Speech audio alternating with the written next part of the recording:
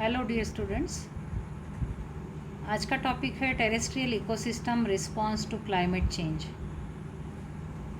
My self doctor Suchita Jain, associate professor, department of botany, Janki Devi Bajaj government girls college Kota. सबसे पहले terrestrial ecosystems और इन पर होने वाले प्रभाव, ग्लोबल चेंज और इनके इफ़ेक्ट्स क्या क्या है। इंट्रोडक्शन। टेम्परेचर है, precipitation, latitude, altitude, there are so many factors and terrestrial ecosystems और biomes you know very well. इन पर इनका प्रभाव क्या होता है क्लाइमेट चेंज का, इसके बारे में आज हम पढ़ेंगे। Plants found within the different biomes are influenced by soil type also, watershed conditions and amount of sunlight they receive. Specific combinations of temperature and precipitation ensure the survival and thriving of plants within a given environment. इसी को क्या कहते हैं? climate space. Terrestrial ecosystems are an integral part of the global carbon system. Global carbon cycle जो चल रही है वो किस प्रकार से चलती है? जियोस्फीयर है, एटमॉस्फेयर है, स्पेस है, तीनों में ग्लोबल कार्बन साइकिल के बारे में आपको यहाँ बताया गया है कि plants take in and store carbon dioxide from the atmosphere through photosynthesis. Sunlight यहाँ मिल रही है, फोटोसिंथेसिस हो रहा है, and these plants they can take and store carbon dioxide from the atmosphere through photosynthesis. And below ground microbes decompose organic matter. जो भी microbes है उनका भी इम्पोर्टेंट रोल है, they decompose the organic matter and release organic carbon back into the atmosphere. तो ये global carbon cycle इस प्रकार से चलता है। It cycle shows how the nature sources of carbon dioxide are self regulating, स्वयं से अपने आप को रेगुलेट कर रहे हैं। That which is release will be used again and anthropogenic carbon not part of nature cycle, it is in excess. जो carbon footprint की बात हम करते हैं या different factors are there, the carbon release जो है, तो anthropogenic factors are also there. तो यहाँ पर कोल, ऑयल एंड गैस है, यहाँ पर सॉइल एंड डेट्रिटस मैटर है, यहाँ पर ओशन है। तीनों केस में आप देख रहे हैं कि डिफॉरेस्टेशन हो रहा है, यहाँ पर फोटोसिंथेसिस हो रहा है, लैंड की बायोटा है, रेस्पिरेशन एंड डिकम्पोजिशन हो रहा है। तो processes like photosynthesis, respiration and decomposition all are very important, and the biological and chemical processes they go on. The nature cycle is there, sedimentation is going on, and here the total self regulation by the nature cycles occur. अब forest का important role है. What is the important role of forest? Forest provide habitat for plants and animals. They provide the conducive environment for the growth of plants and animals, that is flora and fauna. They provide sites for recreation, important role है इनका। Timber harvesting, lumber भी, wood pulp भी, firewood for fuel etcetera. इनकी total commercial value यदि देखी जाए तो $290 billion में है, US डॉलर्स। अब लैंड फॉर्मेशन होता है कैसे? 18,000 years ago glaciers retreated in northern hemisphere resulting in a rocky and lifeless ecosystem. ऐसी इकोसिस्टम जहाँ पर पारिस्थितिक तंत्र, जहाँ पर कोई लाइफ के अवशेष नहीं देखने को मिले। सम प्लांट्स, सबसे पहले हम कहेंगे कौन से प्लांट्स जिन दे हैव इमर्ज्ड और उनका उद्भव हुआ, they are lichens. They broke down rock, decaying lichens mixed with broken rock chips and developed soil. Soil बनने का process very very slow and long process. Winds blew, soil flew, dispersed into crevices of rocks and provided nutrients for small plants. कैसे minerals मिले छोटे plants को? Winds के कारण, soil के कारण, और डिस्पर्स क्रिवाइसेस ऑफ रॉक्स में जिसमें भी न्यूट्रिएंट्स है छोटे छोटे, वो उनके क्रिवाइसेस में उसके अवशेष रहे और वहाँ पर वो स्मॉल प्लांट्स को ग्रो होने का एक एनवायरनमेंट मिला। Soon mosses appeared followed by grasses, then larger plants, shrubs and trees, known as primary succession. तो प्राइमरी सक्सेशन किस प्रकार से उद्भव हुआ प्लांट्स का, देन सक्सेशन और क्लाइमैक्स क्या होता है, और प्राइमरी सक्सेशन, सेकेंडरी सक्सेशन क्या होता है, मिडल स्टेज सक्सेशन क्या होता है, इसके बारे में मैं आपको बताऊंगी। Primary succession, how temperate forest first emerged.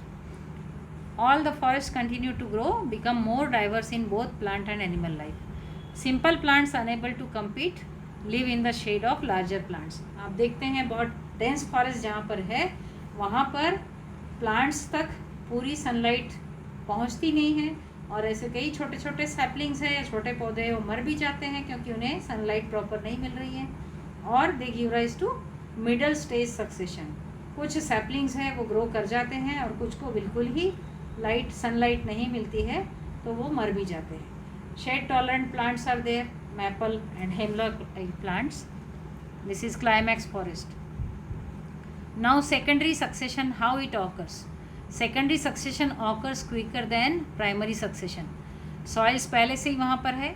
Exception to this is land cleared for development and agriculture.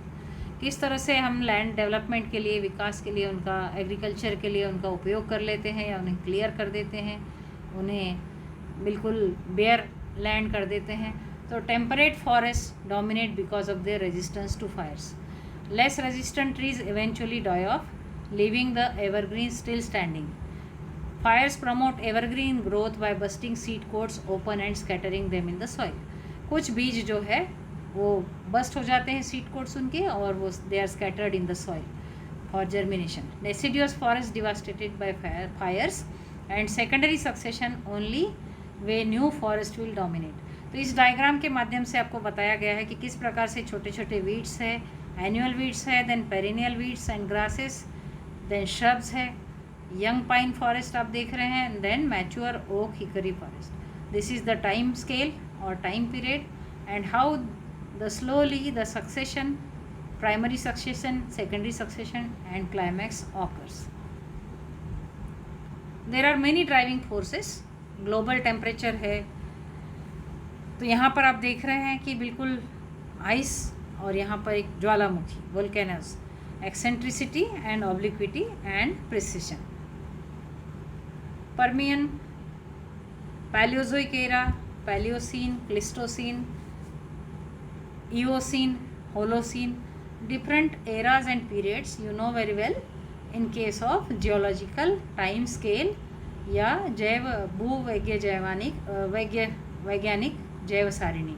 तो इसमें मेजर कॉन्टिनेंटल शिफ्ट्स कैसे हुए, कौन से प्लांट्स का उद्भव कब हुआ, ग्लेशिएशंस या आइस शीट्स कब फॉर्म हुई, दे वर एग्जिस्टेड एट लोअर लैटिट्यूड्स, और मेजर ग्लेशिएशन कब हुआ, how many million years ago, and how the Palaeozoic era shown the interglacial period, plants invade the land, and in Palaeocene period the gases warmed up planet and palm trees in Alaska, crocodiles in the Arctic, they were evolve. तो किस प्रकार से कौन से as में कौन से plants का या एनिमल्स का एज कहा जाएगा, या किस प्रकार से उस समय के क्लाइमेट का उन पर प्रभाव रहा, इसके बारे में बताया गया है. This is the graph explaining the Antarctic ice sheets and the different eras, Paleocene, Eocene, Oligocene, Miocene and Pliocene, and here is the factor temperature.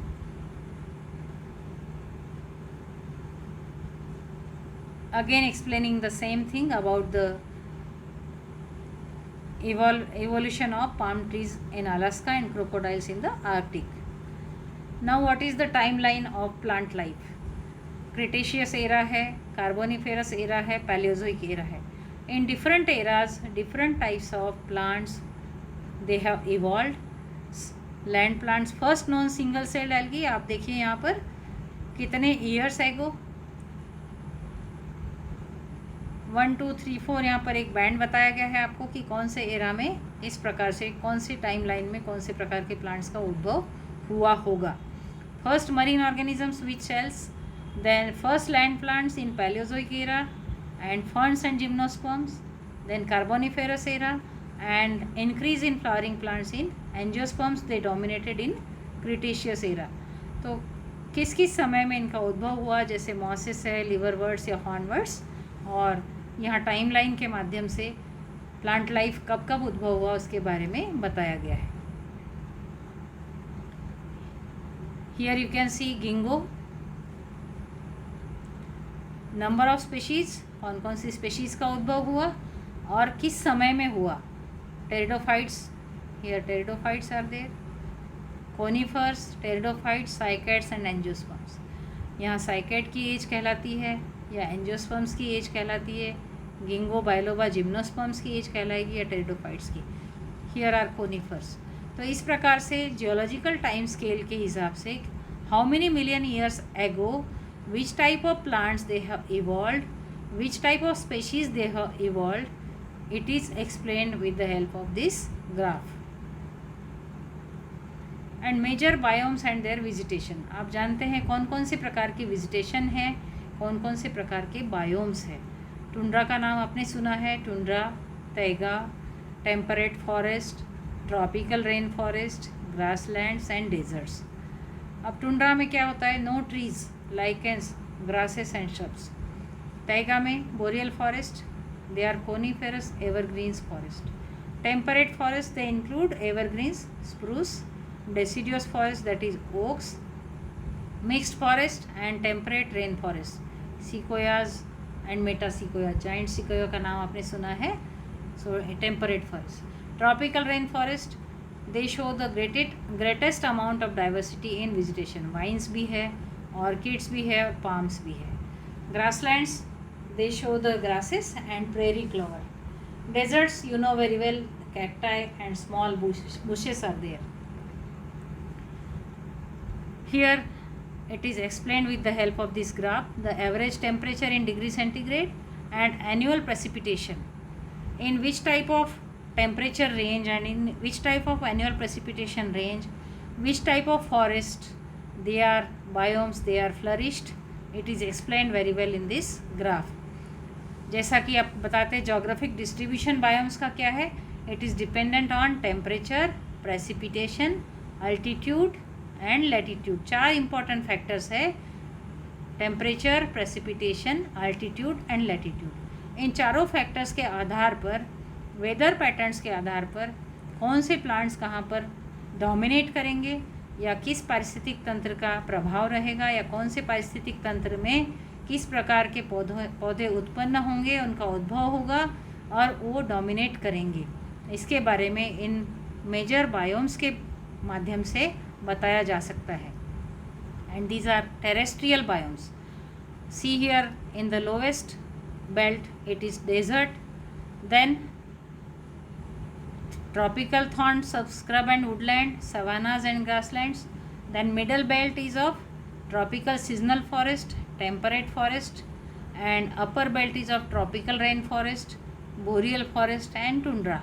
तो एवरेज टेम्परेचर यहाँ आप देख सकते हैं बिल्कुल -10 पे टुंड्रा का दिखा रहा है. और आप देख सकते हैं grasslands, normal range, savannas and desert की तरफ आपका टेम्परेचर का रेंज हायर जा रहा है. And precipitation in centimetres, 100 centimetre, 200, 300. So this is the annual precipitation, not of single day, it is the annual precipitation. On the basis of this annual precipitation and the average temperature, these major biomes, they are divided in different groups. Now what is the effect of global temperature? cool warm की belts यहाँ पर आप देख सकते हैं. million years before present, which type of plants in which era or period? It is Pleistocene, Tertiary, Cretaceous, Jurassic period was there, Triassic, Permian, Carboniferous.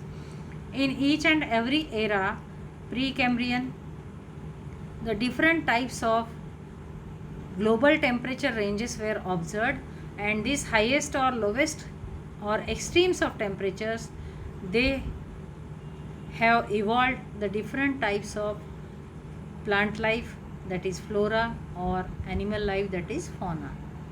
उसका असर flora, fauna या ऑल ऑर्गेनिजम्स पर ज़रूर हुआ होगा और उनकी टेम्परेचर रेंज या प्रेसिपिटेशन रेंज उनके हिसाब से ही जीव का उद्भव हुआ होगा.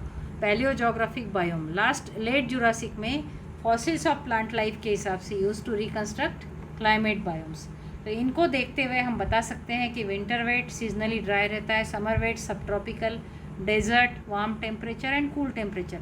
इस डायग्राम से आप समझ सकते हैं कि समर वेट और सब ट्रॉपिकल, कूल टेम्परेचर और winter wet is seasonally dry. तो इन डिफरेंट डायग्राम्स के माध्यम से आप समझ सकते हैं कि 5 प्रकार के मेन बायोम्स यहाँ बताए गए हैं और ये सब डिफरेंट लेट जुरासिक या पैलियोजोग्राफिक एरा के हिसाब से बताया गया है. This was about extremes of temperature and precipitation. Global distribution vegetation का कैसे होता है, conifers, grassland, woodland, desert and तैगा।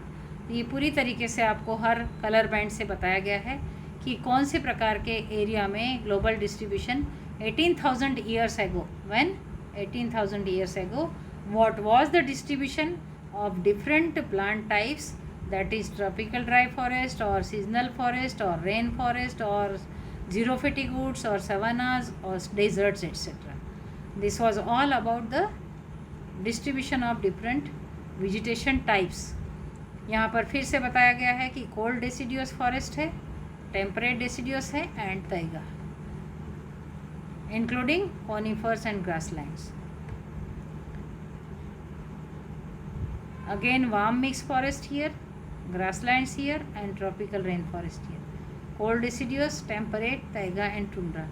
Again presently explained with the help of the diagram showing the different references observed from the climate dynamics.